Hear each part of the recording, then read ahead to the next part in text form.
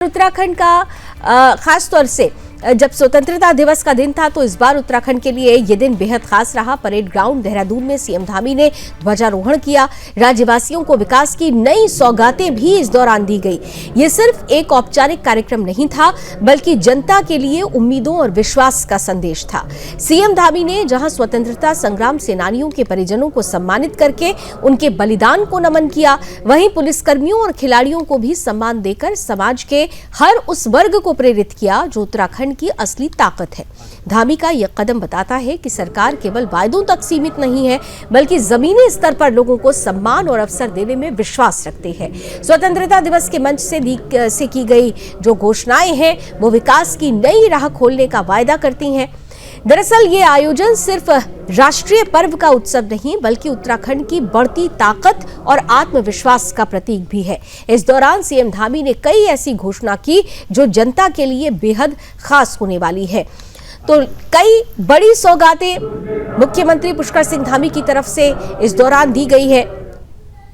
78 सालों के बाद जब देश में एक बदलाव की बयार बही है तो ये बदलाव उत्तराखंड जैसे पर्वतीय राज्य में भी देखने को मिल रहा है और ये बदलाव विकास का बदलाव है। सीएम धामी ने इस दौरान जो बड़ी सौगात राज्य को दी उसके बारे में आपको ग्राफिक्स के माध्यम से बताने की कोशिश कर रहे हैं।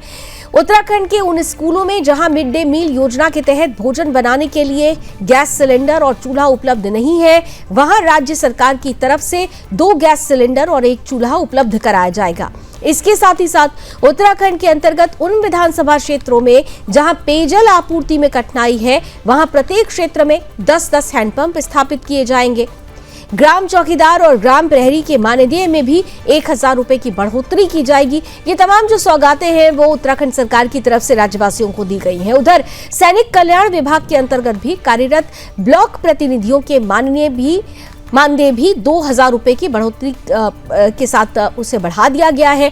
उत्तराखंड में दूरस्थ और रोजगार मूलक उच्च शिक्षा के समग्र विकास और प्रचार प्रसार के लिए जनपद स्तर पर राज्य सरकार की तरफ से विशेष शैक्षणिक केंद्र स्थापित किए जाएंगे जिनका संचालन और समन्वय उत्तराखंड मुक्त यूनिवर्सिटी की तरफ से किया जाएगा। गंगोत्री ग्लेशियर सहित प्रदेश के अन्य हिमालयी ग्लेशियर और उनके समीपवर्ती क्षेत्रों का नियमित अध्ययन कराया जाएगा। साथ ही साथ प्रोडक्टिव और प्रीएक्टिव और प्रोएक्टिव आपदा प्रबंधन हेतु जो विभाग है उसे भी और अधिक मजबूत किया जाएगा ताकि जो आपदाएं आती हैं जैसा कि अभी उत्तरकाशी के धराली में देखा गया उस ऐसी आपदा की स्थिति में कितनी जल्दी लोगों को राहत दी जा सके, सामान्य स्थिति बहाल की जा सके, इसे लेकर भी जोर दिया गया है। तो ये तमाम जो सौगातें हैं वो उत्तराखंड के विकास के लिए मील का पत्थर साबित होंगी। ये बड़ी सौगातें स्वतंत्रता दिवस समारोह के दौरान सरकार द्वारा प्रदेशवासियों को दी गई है।